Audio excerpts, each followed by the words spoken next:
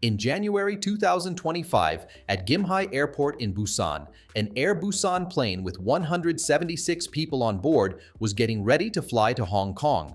Suddenly, smoke and flames came from an overhead bin near row 28. A power bank inside a passenger's carry-on bag had caught fire. Panic spread. Passengers saw the fire growing. Flight attendants rushed in, alarms went off, and crackling sounds filled the cabin. The crew quickly started an emergency evacuation. All 169 passengers, 6 crew members, and a maintenance worker escaped using the emergency slides. Firefighters arrived fast and put out the flames. 7 people had minor injuries, some from smoke inhalation. But the scariest part? If this had happened mid-air, it could have been much worse. Now airlines are being extra strict. But here's the surprising thing. There are no new power bank rules in 2025. That's right, nothing officially changed. But after that fire, airlines, security, and flight crews are more cautious than ever. If you're traveling with a power bank, make sure you follow the rules, because this time, they're not taking any chances.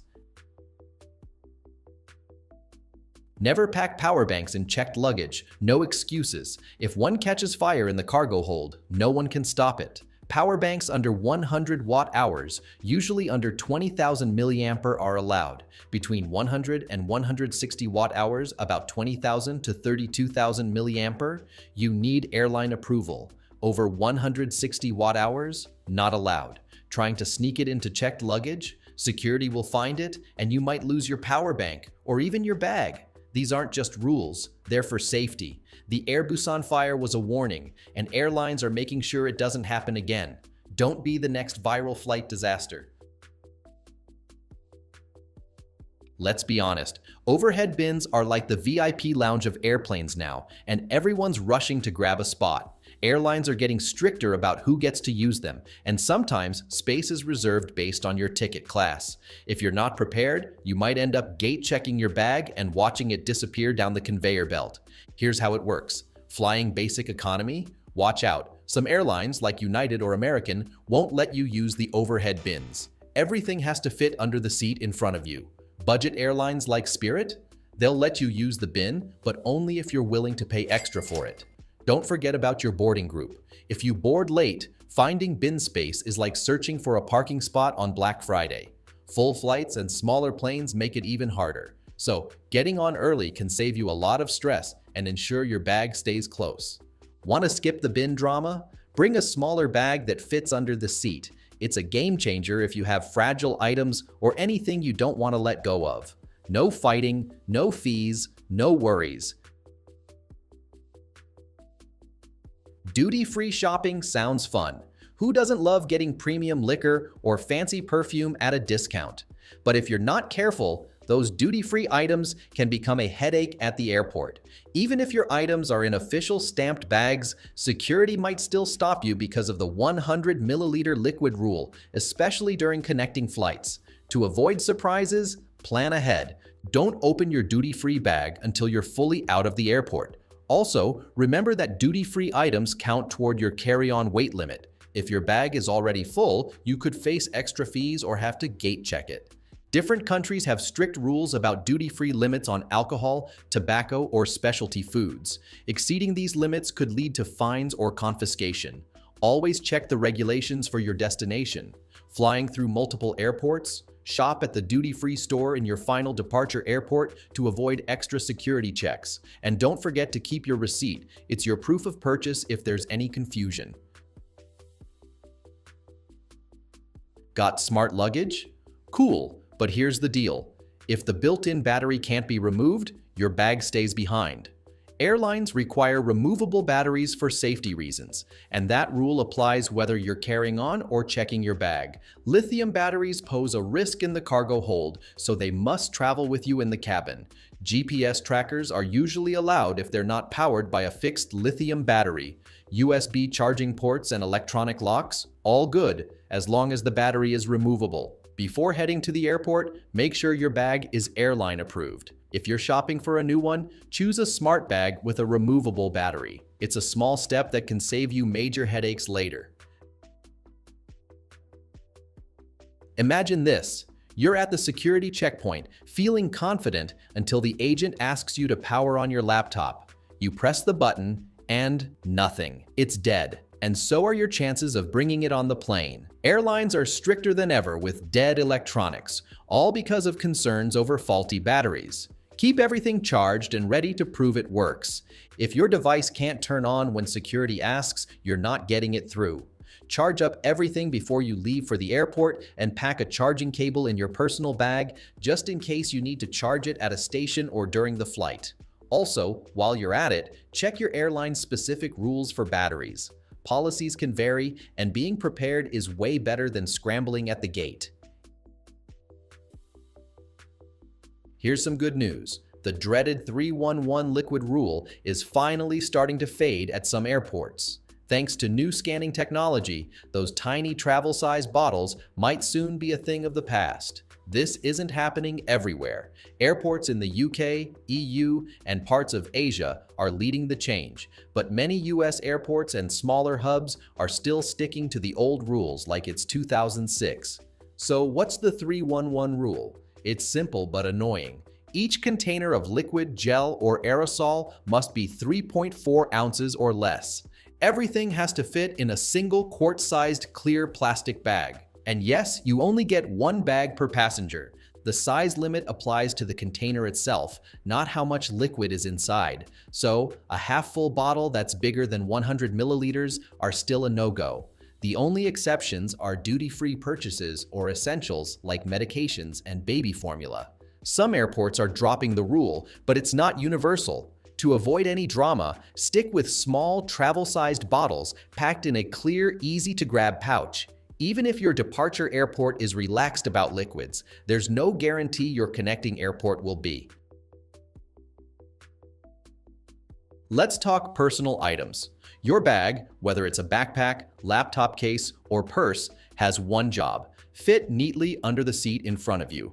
Most airlines limit the size to 18 by 14 by 8 inches, but smaller planes or budget airlines might be stricter. A couple of inches can be the difference between a smooth flight and a gate check fee. Most airlines only allow one personal item per passenger, so if you're carrying both a purse and a laptop case, you'll need to combine them or leave one behind. Some airlines also set weight limits for personal items, usually around 5 to 7 kilograms. Don't overload it unless you're prepared for a showdown at check-in. Duty-free goods are also exempt, as long as they're sealed in official tamper-evident bags with a receipt. But some airlines might still have size or weight rules for these. Small items like cameras or umbrellas often get a pass too, as long as they fit under the seat. Always double-check the airline's policy to avoid last-minute surprises. Choose a bag with plenty of compartments to keep your essentials: passport, snacks, electronics, organized and easy to grab. It makes boarding and security much easier. Think any carry-on will work? Not quite. Choosing the right bag is key to a smooth trip. Here's the deal. Most US airlines have a size limit of 22 by 14 by 9 inches, including handles and wheels. But in Europe, it's a whole different story. Each airline has its own size rules, so always check the specific requirements for every airline you fly with.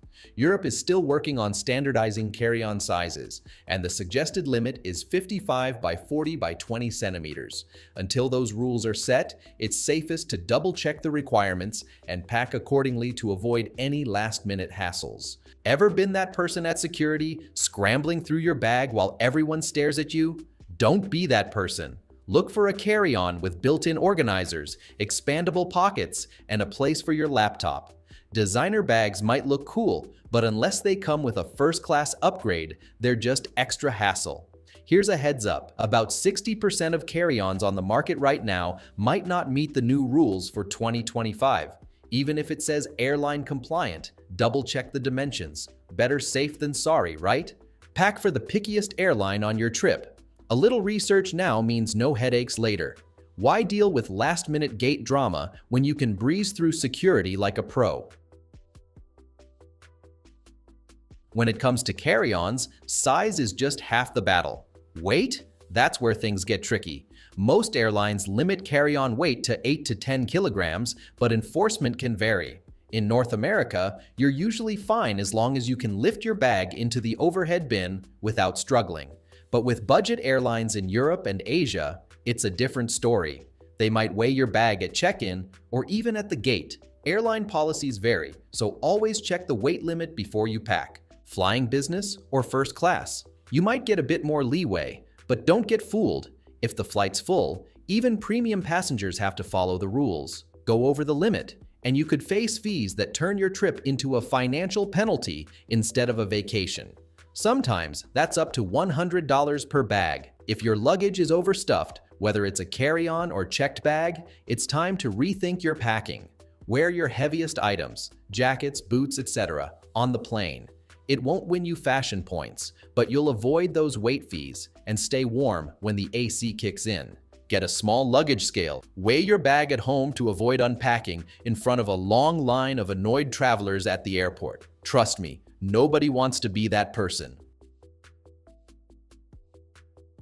Long flights can be tough, but if you pack the right stuff, it makes all the difference. Let me walk you through what to bring to stay comfortable, rested, and maybe even enjoy the journey. First up, a travel pillow, but not just any pillow. You need one of those head and neck stabilizers. This attaches to your seat, keeps your head from bobbing around, and even has a built-in blackout eye mask. It's a game changer for sleeping on the plane, blocking out lights and keeping you comfy. Next, bring lightly shaded sunglasses. At 30,000 feet, the sunlight through the windows can be brutal. These save your eyes from straining when everyone's got their shades up. Now, get yourself a foot hammock. If you've never used one, it's a lifesaver on long flights. You hook it to the tray table, rest your feet, and suddenly it feels like you're in business class. No swelling, no fatigue. It's seriously underrated. Of course, noise-canceling headphones are a must. Block out that engine drone, crying babies, or just the general chaos. Whether you're watching a movie, listening to music, or just enjoying the silence, these are essential. Don't forget an ultra-slim charger. You never know if the airplane plug will be in a weird spot or if it's too loose for a bulky charger. This one fits anywhere and keeps your devices powered up. Finally, bring snacks. Airplane food is hit or miss, and airport food is crazy expensive. Protein bars, nuts, or anything that keeps you going without getting hangry halfway through the flight. That's it. Simple but effective. Pack these essentials and you'll cruise through your flight like a pro, feeling fresh, rested, and ready to hit the ground running when you land. Airline rules are changing, but now you're ready to outsmart them. If this helped, don't forget to like, comment, and share with your fellow travelers. Got a packing hack or a travel nightmare? Drop it in the comments. I'd love to hear. Safe travels and see you in the next one.